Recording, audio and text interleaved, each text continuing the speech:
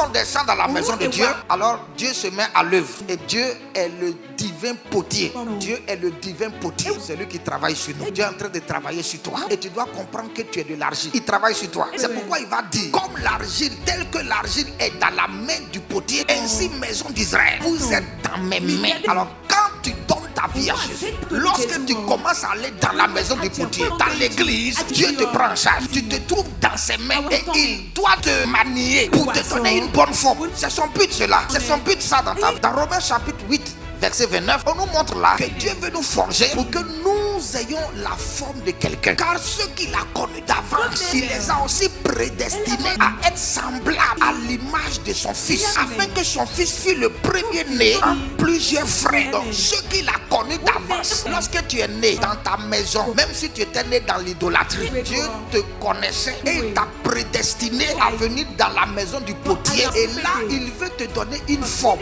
Mais la forme que Dieu veut te donner, c'est la forme de son fils, pour que son fils soit le premier-né et qu'après son fils, on puisse te compter comme fils de Dieu. Donc le but de Dieu en forgeant l'argile que nous sommes, c'est de faire de nous des petits Christ. Il nous forme à l'image de Christ. Et là, c'est pas facile. Des hommes ordinaires, des hommes charnels doivent être transformés pour devenir comme Jésus, pour ressembler à Jésus, pour agir comme Jésus, pour parler comme Jésus, pour faire comme Jésus. Et la Bible dit, Jésus était l'empreinte de l'image de Dieu. Donc quand nous donnons notre vie à Jésus, c'est que Dieu veut restaurer la première image d'Adam. Ça veut dire Adam a été fait selon l'image de Dieu. Il a été créé à l'image et à la ressemblance. C'est cette image-là que Jésus incarne. Et Dieu veut nous forger pour que nous soyons à l'image de Jésus, qui lui est l'image de Dieu. Donc Dieu veut restaurer la première image, l'image d'Adam. Quand il n'avait pas encore été séduit, il était à l'image de Dieu et il avait la ressemblance de Dieu. C'est cette face-là, c'est cette image-là que Dieu veut